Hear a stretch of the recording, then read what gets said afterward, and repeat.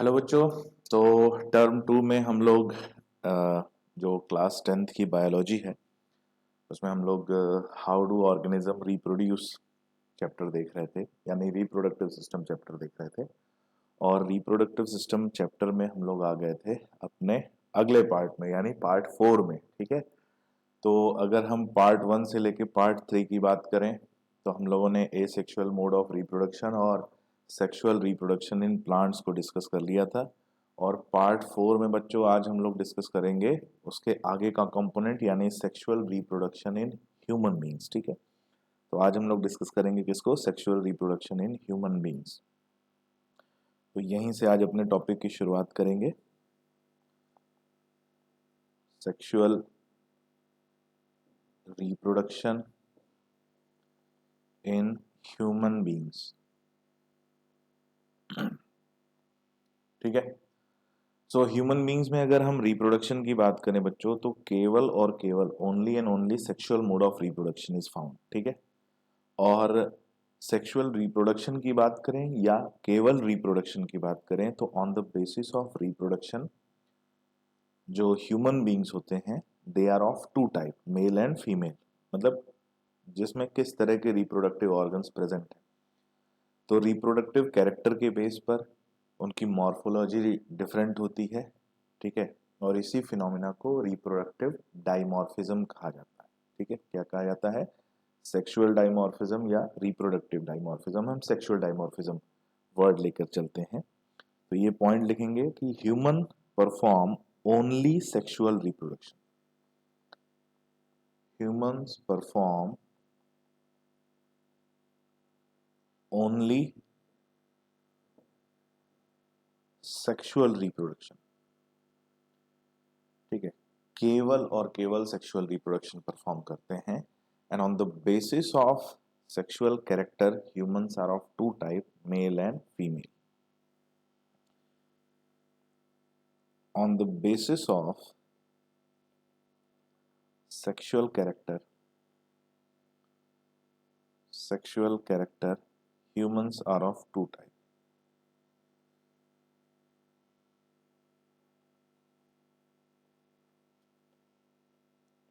Mail and female. ठीक है, दो टाइप के होते हैं, मेल और female. And this phenomena is known as sexual dimorphism. इस फिनोमिना को क्या कहते हैं? Sexual dimorphism. This phenomena is known as sexual dimorphism।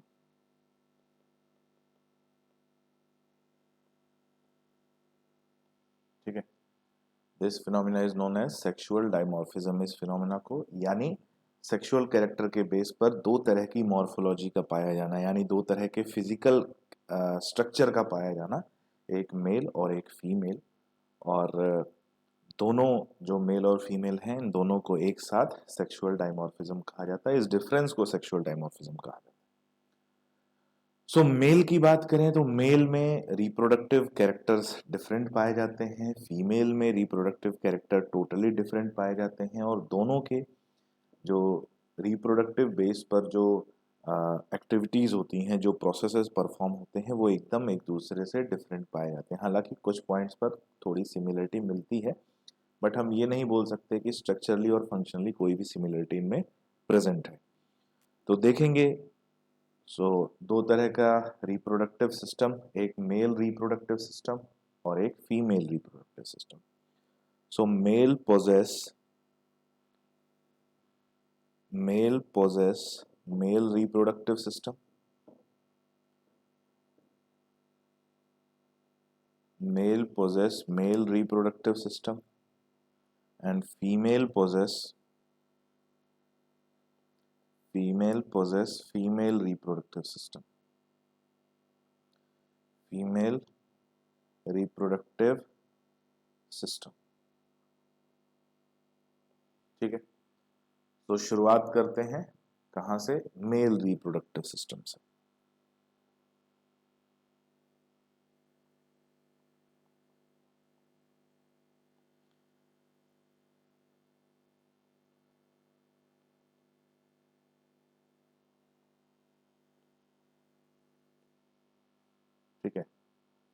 Mail reproductive system की अगर बात करें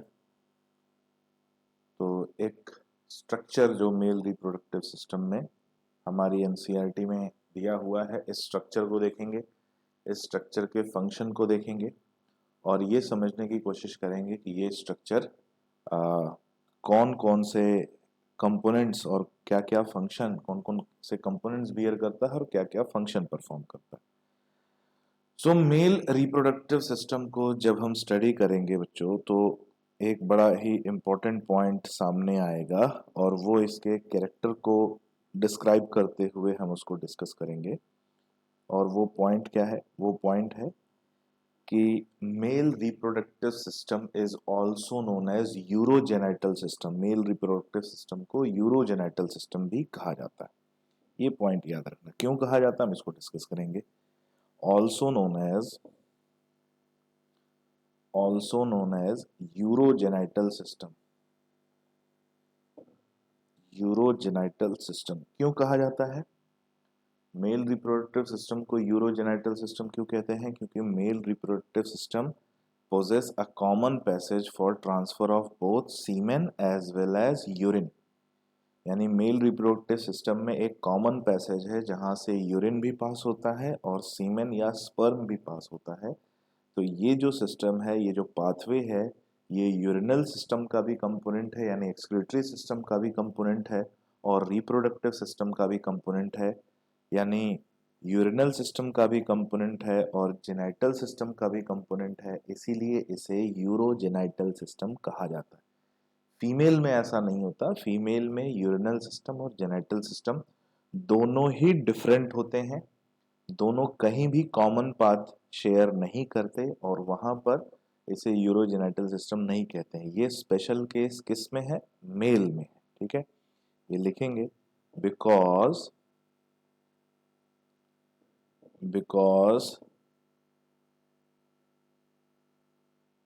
इट बियर common pathway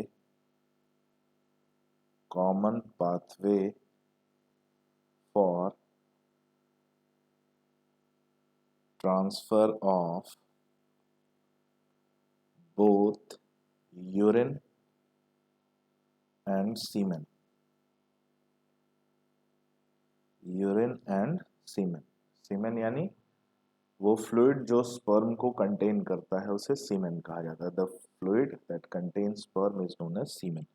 तो हम बात कर रहे हैं कि ये कॉमन पैसेज है, इसलिए इसे यूरोजेनाइटल सिस्टम कह रहे हैं। मेल रिप्रोडक्टिव सिस्टम में अगर हम पार्ट्स को देखें बच्चों, तो जो एक बहुत ही इंपॉर्टेंट रिप्रोडक्टिव पार्ट मिलता है, अगर हम बात करें तो मेल रिप्रोडक्टिव सिस्टम में दो तरह के रिप्रोडक्टिव पार्ट या दो तरह के पार्ट्स प्रेजेंट होते हैं।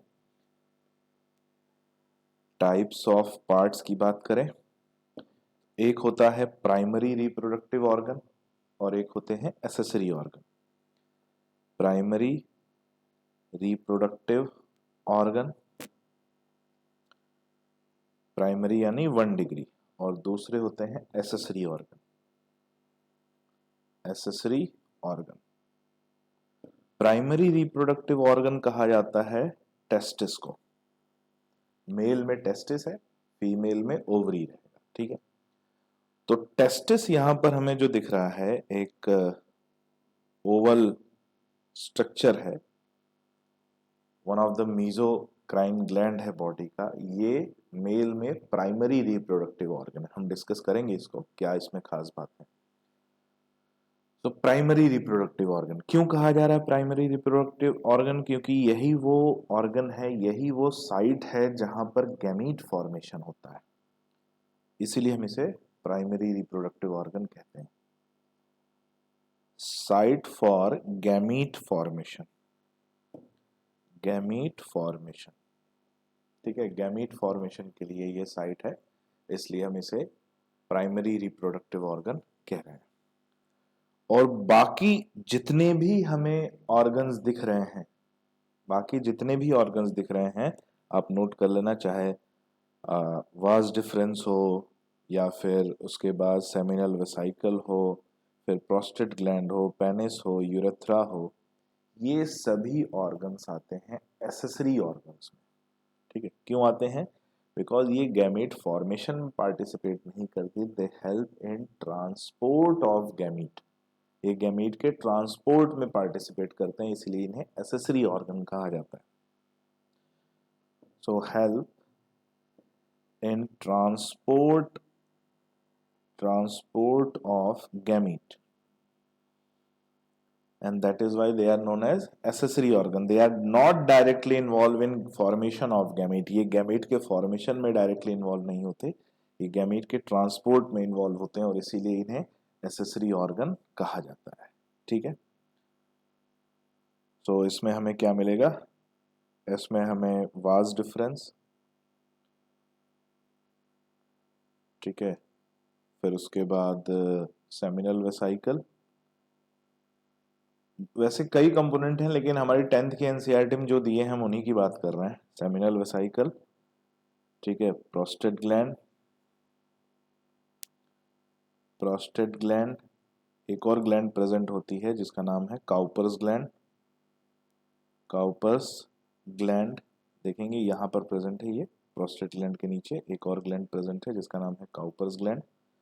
और काउपर्स ग्लैंड के बाद अगर हम बात करें तो पेनिस एंड यूरेथ्रा।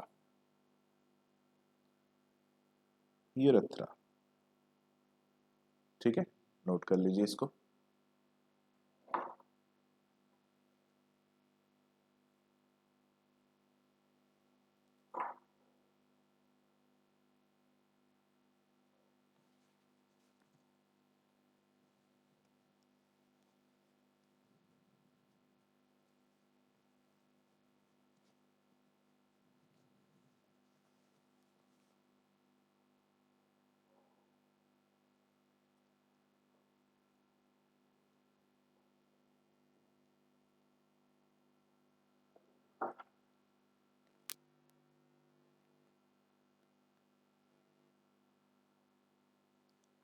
ठीक है बच्चों, तो शुरुआत करते हैं एक एक ऑर्गन से। हम देखेंगे यहाँ पर हमें एक सबसे पहले हम समझते हैं एक टेस्टिस, जो प्राइमरी रिप्रोडक्टिव ऑर्गन है। ये वो ऑर्गन है जो गैमीट का फॉर्मेशन करता है और गैमीट फॉर्मेशन के साथ साथ ये रिप्रोडक्टिव हार्मोन का भी सिक्रीशन करता है। तो दो फंक्शन याद रखना, formation of gamete and secretion of reproductive male hormone. ठीक है, फिर उसके बाद एक डक्ट यहाँ से बाहर जाती है, उसे बोलते हैं वास डिफरेंस। ये डक्ट आगे जाके एक ग्लैंड से जुड़ती है जिसका नाम है सेमिनल वेसाइकल। हम देखेंगे एक और ग्लैंड आगे इसके पाथवे को ज्वाइन करता है, प्रोस्टेट ग्लैंड। ठीक है, फिर एक थर्ड ग्लैंड भी होती है काउपर्स ग्लैंड, हमने नाम लिखा उसका, इसे बल्बोयूरेथ्रल ग्लैंड भी कहा जाता है या काउपर्स ग्लैंड भी कहते हैं। तो ये वो पाथ है जहां ऊपर से यूरिन और यहाँ बैक साइड से सीमेन का मूवमेंट होता है और कॉमन पैसेज दोनों शेयर करते हैं। किसको? यूरेथ्रा को। Urethra is shared as a common passage for transport of both semen and urine, और इसीलिए हमने इसका नाम पढ़ा क्या? Urogenital system. ठीक है, हमें ये भी पता चल गया है कि दो तरह के रिप्रोडक्टिव ऑर्गन हैं, एक प्राइमरी रिप्रोडक्टिव ऑर्गन और एक एसेसरी ऑर्गन। तो प्राइमरी रिप्रोडक्टिव ऑर्गन जो गैमीट फॉर्मेशन करते हैं, accessory reproductive organ which help in transfer या transport of gamete। नेक्स्ट शुरू करेंगे सबसे पहले टेस्टिस से। Testis Oval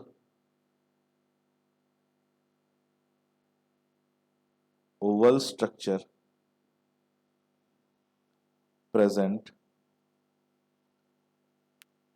hanging in a muscular pouch known as scrotum। Oval structure है जो मस्कुलर पाउच में हैंग करता है, जिसे स्क्रोटम या स्क्रोटल सैक कहा जाता है। स्क्रोटल सैक, ठीक है, ओवल स्ट्रक्चर हैंग करता है।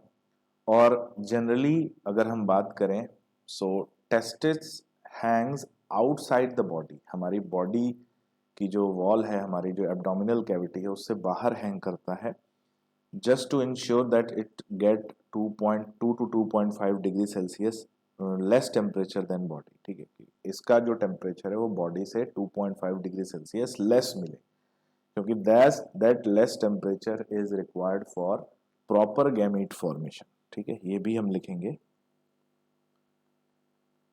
It is present outside abdomen. It is present outside abdomen because it require 2 to 2.5 degrees Celsius less temperature than body।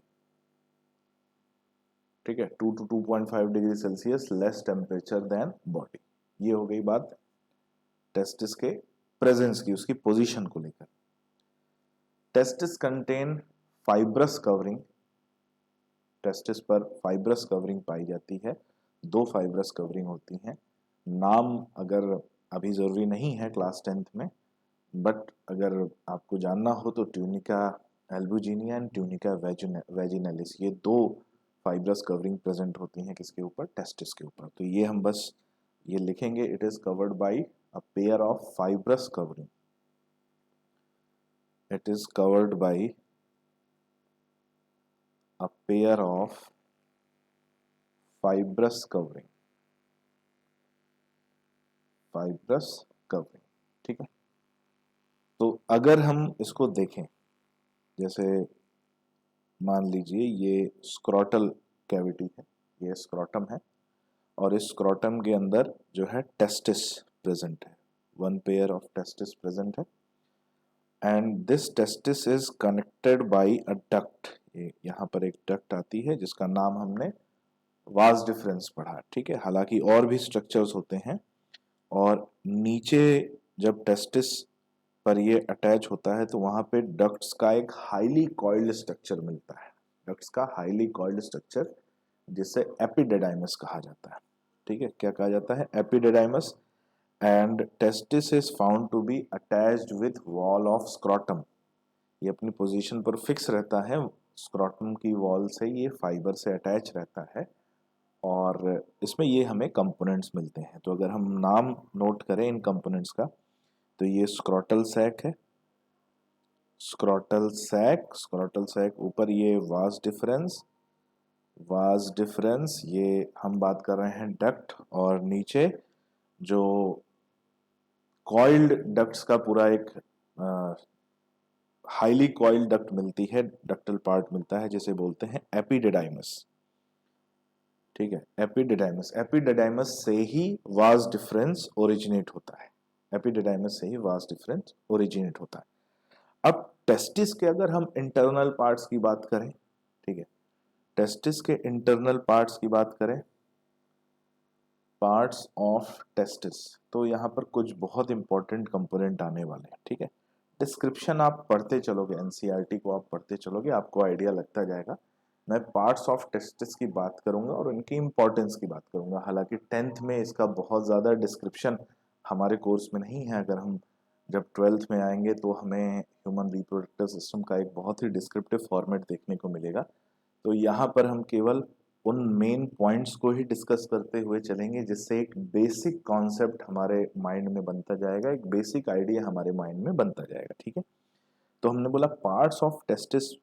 तो टेस्टिस में बच्चों 2 तरह के पार्ट्स हमें देखने को मिलते हैं। ठीक है, 2 पार्ट्स पाए जाते हैं टेस्टिस का। एक पार्ट अगर हम इंटरनली देखें तो उसमें हमें बहुत से छोटे छोटे सेगमेंट्स दिखते हैं, उन सेगमेंट्स को हम लॉब्यूल कहते हैं। ठीक है, तो सेगमेंट्स दिखते हैं, लॉब्यूल कहा जाता है, और उन्हें हम लॉब्यूलर पार्ट कहते हैं। ठीक है, लॉब्यूलर पार्ट याद रखना है, जो सेगमेंटल पार्ट होता है टेस्टिस का।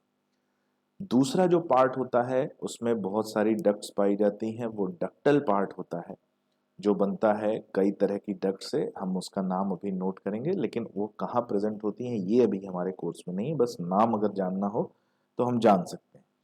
सो पार्ट्स ऑफ टेस्टिस में बात करें तो 2 पार्ट प्रेजेंट होता है, एक लॉब्यूलर पार्ट यानी सेगमेंटल पार्ट, जो छोटे छोटे सेगमेंट होते हैं, सेगमेंटल पार्ट, ठीक है। और दूसरा जो होता है डक्टल पार्ट। डक्टल पार्ट हम बात करेंगे कैसा होता है लॉब्यूलर पार्ट और कैसा होता है सेगमेंटल पार्ट।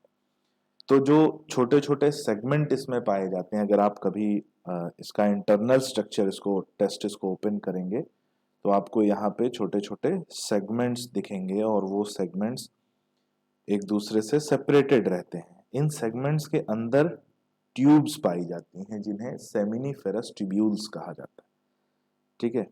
इन सेगमेंट्स के अंदर ट्यूब्स पाई जाती हैं जिन्हें कहा जाता है seminiferous tubule. Contain seminiferous tubule, ठीक है। लॉब्यूल्स के अंदर, लॉब्यूल जो होते हैं इनके अंदर सेमिनिफेरस ट्यूब्यूल पाया जाता है। तो हम ऐसा कुछ बना सकते हैं भाई, इन लॉब्यूल के अंदर जो है हमें सेमिनिफेरस ट्यूब्यूल मिलती हैं। अब ये सेमिनिफेरस ट्यूब्यूल खुलती लॉब्यूल के बाहर है, यानी इस सेगमेंट के बाहर खुलती हैं। तो इन सेमिनिफेरस इन ट्यूब्यूल्स को सेमिनिफेरस ट्यूब्यूल कहा जाता है। And these seminiferous tubules are the site, ये वही साइट है जहां पर जर्म सेल या मेल गैमीट का फॉर्मेशन होता है। They are the site of formation of sperm और male gamete. Site of formation of sperm या मेल गैमीट, ठीक है। तो सेमिनिफेरस ट्यूब्यूल्स के अंदर स्पर्म सेल्स का फॉर्मेशन होता है और या मेल गैमीट बनता है। वो एक प्रोसेस है जिसको हम बोलते हैं स्पर्मेटोजेनेसिस। स्पर्मेटोजेनेसिस, ठीक है। दूसरा यहाँ क्या है भाई, दूसरा इंपॉर्टेंट है, अगर आप देखेंगे यहाँ पर मैं इस डायग्राम में बताने की कोशिश करूंगा।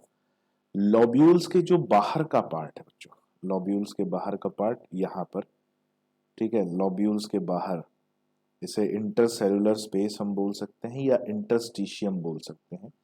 लॉब्यूल्स के बाहर हमें कुछ सेल्स मिलती हैं, सॉरी, नॉट लॉब्यूल्स के बाहर, लॉब्यूल्स के अंदर सेमिनिफेरस ट्यूब्यूल के बाहर, जस्ट वन सेकेंड, लॉब्यूल्स के अंदर सेमिनिफेरस ट्यूब्यूल्स के बाहर, लॉब्यूल्स के अंदर सेमिनिफेरस ट्यूब्यूल्स के बाहर, लॉब्यूल्स और सेमिनिफेरस ट्यूब्यूल के बीच में कुछ गैप दिख रहा है, ठीक है। यहाँ पर ये इंटरस्टिशियल स्पेस पाया जाता है और यहाँ पर सेल्स होती हैं जिन्हें कहा जाता है इंटरस्टिशियल सेल्स या लेडिक सेल्स बोलते हैं, ठीक है। इंटरस्टिशियल सेल्स या लेडिक सेल्स याद रखना। तो यहाँ पर लॉब्यूल में सेल्स प्रेजेंट होती हैं जिन्हें बोला जाता है Leydig cells. Leydig cells, position याद रखना, पोजीशन को लेकर कंफ्यूजन नहीं होना चाहिए। मुझे अभी हो गया था लेकिन मैंने उसको क्लैरिफाई कर लिया, ठीक है। वो क्या होता है, जब मार्कर पे अपन डायग्राम बनाते हैं और फुल डिस्क्रिप्शन देखते हैं तो वहाँ पर वो अलग थोड़ा सा एक क्लियरेंस रहता है। यहाँ थोड़ा सा एक कंफ्यूजन इसकी वजह से हो गया था, लेकिन ये ध्यान रहे कि कहाँ प्रेजेंट होती है। दूसरा पाई जाती है लेडिक सेल्स, लेडिक सेल्स, ठीक है। लेडिक सेल्स पोजीशन याद रखना, प्रेजेंट इनसाइड लॉब्यूल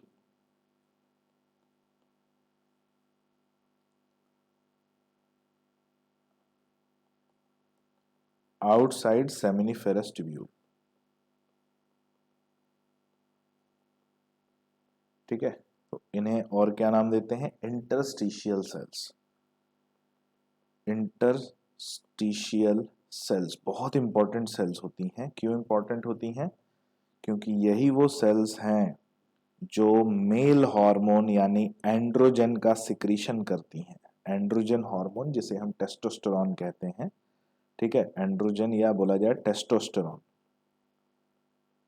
इसी को हम मेल हार्मोन कहते हैं। मेल में रिप्रोडक्टिव हार्मोन एक ही सिक्रेट होता है, एंड्रोजन, उसी को मेल हार्मोन या टेस्टोस्टेरॉन कहा जाता है। तो उसका सिक्रेशन ये लेडिक सेल्स करती हैं। कहाँ प्रेजेंट होती हैं, inside lobule outside seminiferous tubule, याद रखना है, ठीक है। ये हो गया लॉब्यूलर पार्ट। अब दूसरी बात आ जाती है, डक्टल पार्ट क्या हो जाता है, the tubular structures present in testis, the tubular structure present in testis, ठीक है। ये लॉब्यूल के बाहर की बात हो रही, लॉब्यूल के बाहर टेस्टिस के अंदर।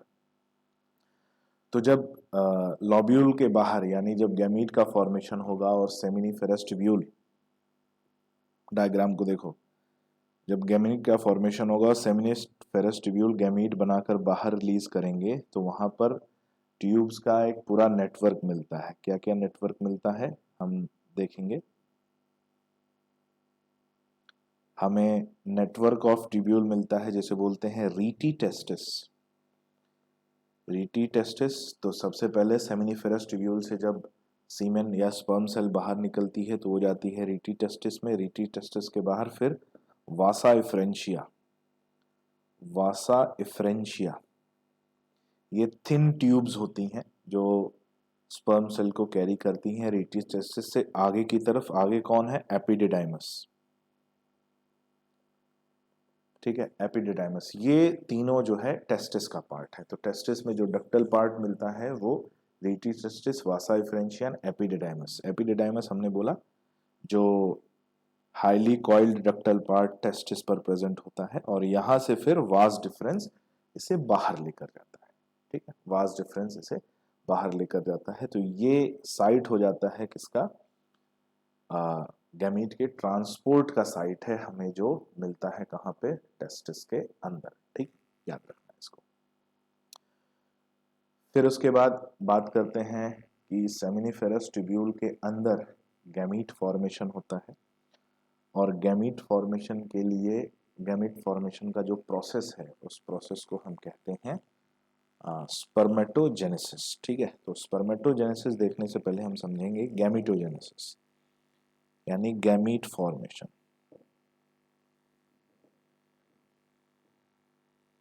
The process of formation of gamete, the process of formation of gamete,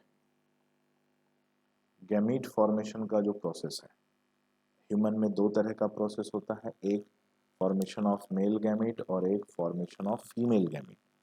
तो मेल गैमीट का फॉर्मेशन हम उसे बोलते हैं स्पर्मेटोजेनेसिस, एंड फीमेल गैमीट का फॉर्मेशन हम उसे बोलते हैं oogenesis। The process of formation of male gamete and process of formation of female gamete, ठीक है। एक हो गया स्पर्मेटोजेनेसिस और दूसरा है oogenesis। ये पॉइंट हमें याद रखना पड़ेगा, ठीक है। अब यहाँ हम किसको देखेंगे, यहाँ हम स्पर्मेटोजेनेसिस को देखेंगे। तो सबसे पहले स्पर्मेटोजेनेसिस, जब फीमेल रिप्रोडक्टिव सिस्टम देखेंगे तो वहाँ हम oogenesis को स्टडी करेंगे। Spermatogenesis, the process of formation of male gamete, the process of formation of male gamete, male gamete के फॉर्मेशन का जो प्रोसेस कहाँ होता है भाई, आप बताओ, आपको मालूम है, it takes place inside seminiferous tubule, inside seminiferous tubule, seminiferous tubule के अंदर होता है। सेमिनिफेरस ट्यूब्यूल के अंदर सेल्स पाई जाती हैं जिसका नाम है, सबसे पहले हम नाम लिखेंगे जर्म सेल, ठीक है, याद रखना। ये एक सीक्वेंशियल प्रोसेस है, हम इसको स्टडी करेंगे। यहाँ पाई जाती है एक सेल जिसका नाम है जर्म सेल, जर्म सेल। अब ये जर्म सेल क्या है भाई, ये डिप्लॉयड है, इसमें 2 सेट्स ऑफ क्रोमोसोम प्रेजेंट है। इसी जर्म सेल में माइटोसिस होता है for several times to increase its number, अपने नंबर को इंक्रीज करने के लिए क्या होता है, माइटोसिस, ठीक है। और जब माइटोसिस एंड होता है, हम बात कर रहे हैं माइटोसिस फॉर सेवरल टाइम्स, और जब ये माइटोसिस एंड होता है तो जो सेल हमें मिलती है उसे हम बोलते हैं स्पर्मेटोगोनिया, स्पर्मेटोगोनिया, ठीक है, स्पर्मेटोगोनिया। ये भी कैसा है, डिप्लॉयड है, क्योंकि माइटोसिस से फॉर्मेशन हुआ है, ठीक है। कैसे फॉर्मेशन हुआ है, माइटोसिस से। अब स्पर्मेटोगोनिया की ग्रोथ होती है, इसका साइज इंक्रीज होता है, ग्रोथ, और ये एक फुल्ली मैच्योर्ड सेल बन जाती है जिसका नाम है प्राइमरी स्पर्मेटोसाइट, प्राइमरी स्पर्मेटोसाइट। ये भी क्या है भाई, डिप्लॉयड है, क्योंकि अभी कोई ऐसा रिडक्शन यहां पर हुआ नहीं है। फिर प्राइमरी स्पर्मेटोसाइट में मियोसिस होता है, अगर आपको नाइन्थ में याद होगा मियोसिस, तो वहां पर आपने पढ़ा था कि मियोसिस केवल एक ऐसा डिवीजन है जो सेक्सुअल रिप्रोडक्शन परफॉर्म करने के लिए होता है, जिसको हमने यहाँ पर सेक्सुअल रिप्रोडक्शन के कैरेक्टर्स में भी पढ़ा था, हम उसी को यहाँ डिस्कस कर रहे हैं कि प्राइमरी स्पर्मेटोसाइट में मियोसिस होता है। अच्छा, मियोसिस के दो स्टेप होते हैं, पहला स्टेप जिसे हम मियोसिस 1 कहते हैं, ठीक है। और जब मियोसिस होता है तो यहाँ पर दो सेल्स बनती हैं, हम एक की ही बात करेंगे, ठीक है। मियोसिस होता है तो इसमें मियोसिस से जो सेल बनती है उसका नाम है सेकेंडरी स्पर्मेटोसाइट, सेकेंडरी स्पर्मेटोसाइट, ठीक है। अब ये मियोसिस से बना है, रिडक्शन हुआ है, मियोसिस फर्स्ट स्टेप है, तो ये क्या है, हैप्लॉइड है, इसमें रिडक्शन हो गया, chromosome number has been reduce to half, तो ऐसी दो सेल बनेगी, ठीक है, ऐसी दो सेल बनेगी, सेकेंडरी स्पर्मेटोसाइट। फिर इसमें होगा मियोसिस का सेकेंड स्टेप जिसे हम कहते हैं मियोसिस 2, मियोसिस 2, मियोसिस 2 होगा तो हमें जो सेल मिलेगी उसे कहा जाएगा स्पर्मेटिड, स्पर्मेटिड, ये भी कैसी है, हैप्लॉइड, इसमें रिडक्शन नहीं होता, याद रखना, यानी रिडक्शन केवल मियोसिस 1 में होता है, अगर आपने नाइन्थ में पढ़ा हो याद होगा। मियोसिस 2 बोला जाए तो मियोसिस 2 में रिडक्शन नहीं होता है, मियोसिस 2 में रिडक्शन नहीं होता है, और ये जो सेल बनी है इसका नाम है स्पर्मेटिड। फिर स्पर्मेटिड अपने आप को मैच्योर करता है, ये मैच्योर करता है, और इसके मैच्योरेशन से, ठीक है, इसके मैच्योरेशन से अगर हम बात करें तो इधर भी डिवाइड करेगा ये मियोसिस 2, ठीक है, मियोसिस 2 से डिवाइड करेगा और बनेंगे यहाँ पे 4 स्पर्मेटिड। अब ये चारों मैच्योर करेंगे अपने आप को, जो है लोकोमोटरी ऑर्गन को डेवलप करेंगे, और लोकोमोटरी ऑर्गन डेवलप करने के बाद इनमें फ्लैजिला का डेवलपमेंट पाया जाएगा, और ये स्पर्म सेल बन जाएंगे जिसे कहा जाता है स्पर्मेटोजोआ, ठीक है, स्पर्म सेल बन जाएंगे जिसे कहा जाता है स्पर्मेटोजोआ,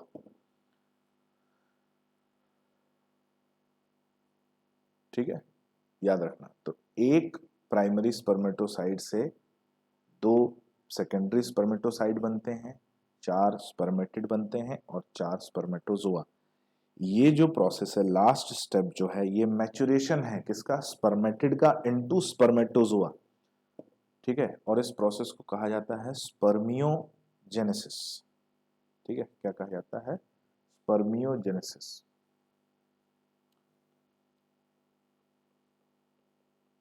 स्पर्मियोजेनेसिस,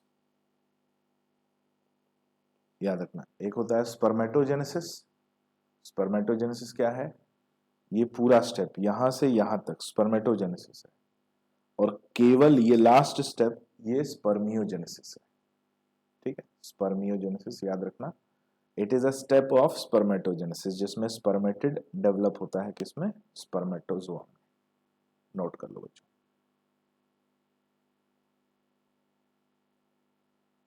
स्क्रीनशॉट ले लो, ठीक है। तो ये हो गया स्पर्म फॉर्मेशन। तो कुछ पॉइंट्स लिखेंगे, at a time from one spermatogonia, spermatogonia, 4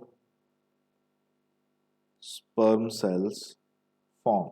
एक स्पर्मेटोगोनिया से 4 स्पर्म सेल्स बनते हैं, 4 स्पर्म सेल्स फॉर्म। ये हम डायग्राम में देख रहे हैं।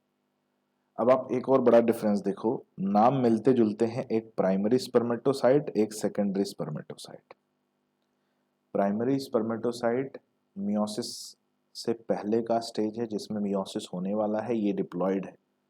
सेकेंडरी स्पर्मेटोसाइट वो है जिसमें मियोसिस 1 हो चुका है और मियोसिस 1 के रिजल्ट से वो बना है, ये हैप्लॉइड है। तो ये भी डिफरेंस याद रखना। हैप्लॉइड मतलब it contain half number of chromosome, जो रिडक्शन से बना है। ठीक है, किससे बना है? रिडक्शन से बना है। ठीक है बच्चों, फिर आगे बात करते हैं, आगे इसको समझने की कोशिश करते हैं। इन एट ए टाइम, एक समय में अगर हम बात करें कि how many sperm cells are formed at a time, approximately लगभग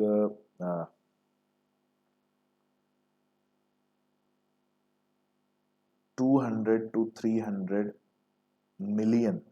ठीक है, 200 to 300 मिलियन जो स्पर्म सेल्स का फॉर्मेशन होता है। तो लिखेंगे at a time 200 to 300 million sperm cells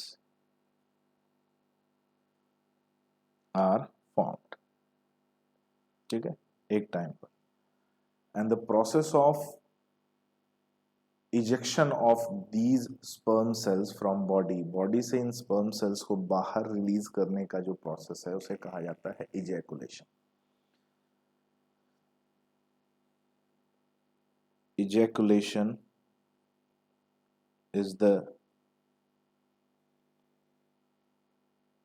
is the process of release of sperm cells from body। लेकिन डायरेक्टली स्पर्म सेल्स रिलीज नहीं होती, इनको ट्रेवल करने के लिए एक फ्लूइड मीडियम की जरूरत होती है और यही वो सीमेन का फ्लूइड पार्ट होता है। ठीक है, so they require a fluid medium to be transported, they require a fluid medium to be transported। ठीक है, ये इन्हें एक फ्लूइड मीडियम की जरूरत है जिसमें स्विम करते हुए या जिस मीडियम के थ्रू ये बॉडी से बाहर रिलीज होते हैं। तो उसमें सबसे पहला जो कंट्रीब्यूशन आता है वो है सेमिनल वेसाइकल का। हमने याद करो, सेमिनल वेसाइकल, सेमिनल वेसाइकल ये फ्लूइड सिक्रीट करता है जिसे कहते हैं seminal fluid, secrete seminal fluid, seminal fluid. और ये सेमिनल फ्लूइड क्या करता है? It provide a medium for transport of sperm cell, provide a medium for transport of sperm cell. ठीक है, स्पर्म सेल के ट्रांसपोर्ट होने के लिए एक मीडियम प्रोवाइड करता है और उस मीडियम को कहा जाता है सेमिनल वेसाइकल। ठीक है, transport for medium of sperm cell, और उस मीडियम को बोलते हैं सेमिनल फ्लूइड। वो जो फ्लूइड है उसे सेमिनल फ्लूइड कहते हैं। कहाँ से सिक्रीट होता है? Seminal vesicles. इसमें और प्रेजेंट होता है, क्या प्रेजेंट होता है? इसमें फ्रक्टोज शुगर पाया जाता है जो स्पर्म सेल को न्यूट्रिशन प्रोवाइड करता है। ये फ्लूइड कंटेन फ्रक्टोज शुगर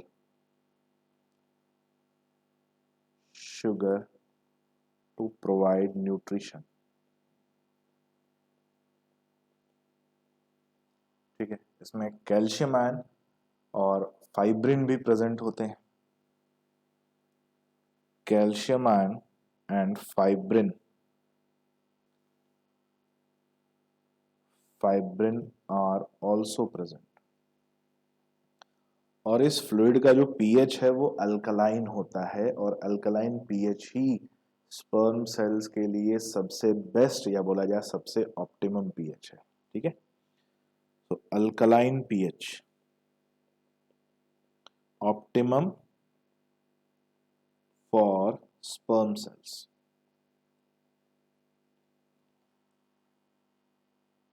एक फ्लूइड जो सीमेन है उसका एक कंपोनेंट हो गया सेमिनल फ्लूइड। ठीक, सेकंड हमें प्रोस्टेट ग्लैंड से भी सिक्रीशन मिलता है।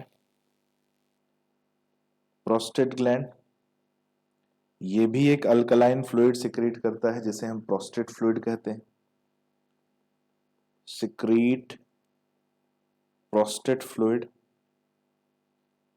क्या करता है? ये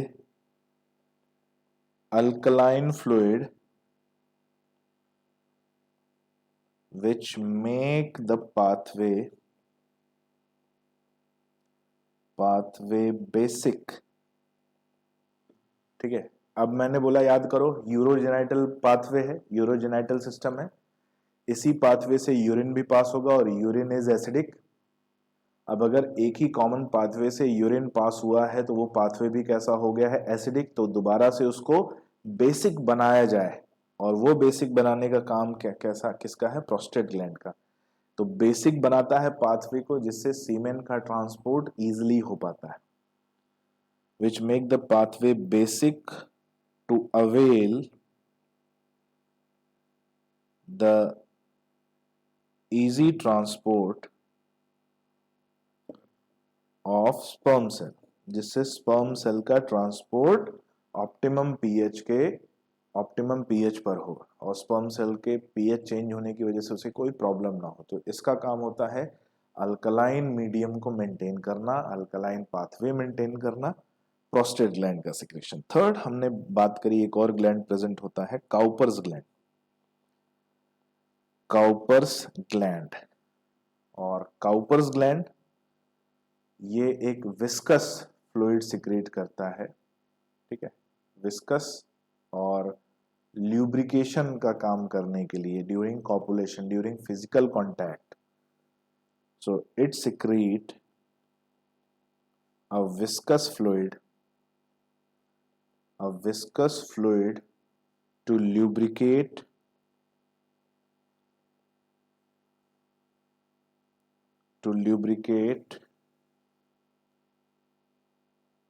during copulation and reduces friction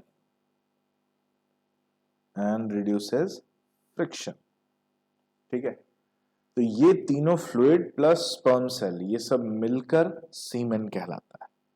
तो sperm cell plus seminal fluid plus prostate fluid plus Cowper's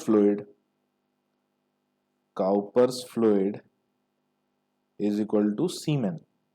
अकेला केवल जो स्पर्म सेल है वही सीमेन नहीं होता, सीमेन, स्पर्म सेल और उसके साथ जो फ्लूइड है उनको मिलाकर सीमेन कहा जाता है। ठीक है, ये पॉइंट याद रखना। अब बात आती है in one time, at a time about 5 to 6 ml semen is ejected from body। At a time about 5 to 6 ml semen is ejected from body। 5 to 6 ml सीमेन का इजेक्शन होता है एक टाइम पर। ठीक है, फिर उसके बाद एक पॉइंट और बात कर लेते हैं, बहुत इंपॉर्टेंट पॉइंट है, ये है secondary sexual character. Secondary sexual character क्या होता है? ध्यान से सुनो। मेल में जो फिजिकल मैच्योरिटी या सेक्सुअल मैच्योरिटी की जो एज है उसे एज ऑफ प्यूबर्टी कहा जाता है। ठीक है, और एज ऑफ प्यूबर्टी को अटेन करते ही कई चेंजेस बॉडी में डेवलप होते हैं और उन चेंजेस को हम सेकेंडरी सेक्सुअल कैरेक्टर कहते हैं। तो पहले लिखेंगे प्यूबर्टी क्या होती है, the age of sexual maturity, the age of sexual maturity, maturity of body. अब ये लीगल एज नहीं है, ठीक है, ये लीगल एज की बात नहीं कर रहे हैं, इट इज नॉट अ, ये बायोलॉजिकल एज की हम बात कर रहे हैं। सो प्यूबर्टी जो एज ऑफ सेक्सुअल मैच्योरिटी है बॉडी की, और इस बायोलॉजिकल एज की बात करें तो ये मेल में जो मिलती है वो 14 to 16 एंड फीमेल में जो मिलती है वो है 12 to 13 ईयर्स। ठीक है, मैंने बोला it is a biological age, it is not the legal age. ठीक है, ये याद रखना। सो फीमेल में जो एज ऑफ मैच्योरिटी है वो मेल से कम पाई जाती है। अब एक पॉइंट और आता है कि several changes takes place in body in on achieving the age of puberty and those changes are known as development of secondary sexual character। ठीक है, तो लिखेंगे several changes takes place on achieving the age of puberty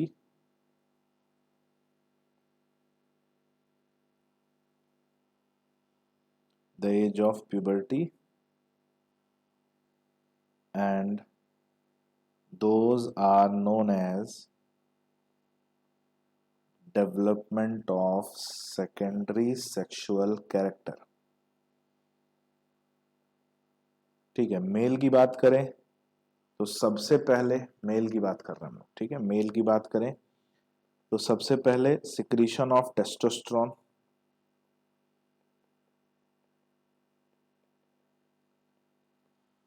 क्योंकि इसी की वजह से बाकी सारे चेंजेस आएंगे। तो सबसे पहले टेस्टोस्टेरोन का सिक्रीशन,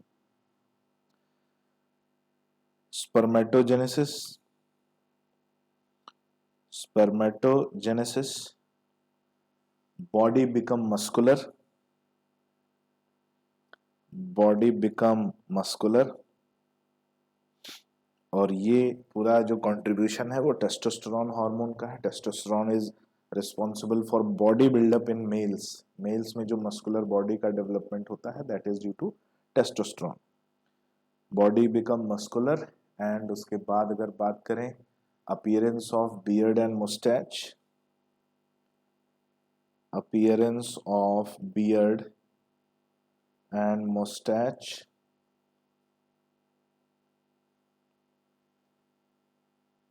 ये भी टेस्टोस्टेरोन की वजह से है। Protein synthesis increases in body, increase of protein synthesis in body, body में प्रोटीन सिंथेसिस बढ़ जाएगा। Voice become heavy, voice become heavy, voice heavy हो जाएगी। वॉइस में बात करें जो बेस है, बेस बढ़ जाता है। ठीक है, and development of axillary and pubic hair, development of axillary and pubic hair. ठीक है, तो ये हमें मिलता है बच्चों मेल रिप्रोडक्टिव सिस्टम और उसके फंक्शन को लेकर। ठीक है, तो आज का लेक्चर यहीं पर कंप्लीट करेंगे। नेक्स्ट क्लास हमारी जो होगी उसमें हम लोग फीमेल रिप्रोडक्टिव सिस्टम और उसके आगे फिर फर्टिलाइजेशन और एम्ब्रियो डेवलपमेंट और उसके बाद हम रिप्रोडक्टिव हेल्थ की बात करेंगे, जिसको हम लोग नेक्स्ट क्लास में देखेंगे। तो नेक्स्ट क्लास अगर हम सिंपली हम बोलें तो मेल का जो रिप्रोडक्टिव सिस्टम है वो ज़्यादा सिंपल है in comparison to female. Female reproductive system and its physiology is found to be more complex than male. तो मेल से ज़्यादा कॉम्प्लेक्स फीचर हमें फीमेल में देखने को मिलेंगे। ठीक है, तो इसलिए फीमेल रिप्रोडक्टिव सिस्टम जो हम नेक्स्ट क्लास में डिस्कस करेंगे उसे मिस नहीं करिएगा। ठीक है। ओके बच्चों, मिलते हैं नेक्स्ट क्लास में, तब तक के लिए goodbye, take care and thank you.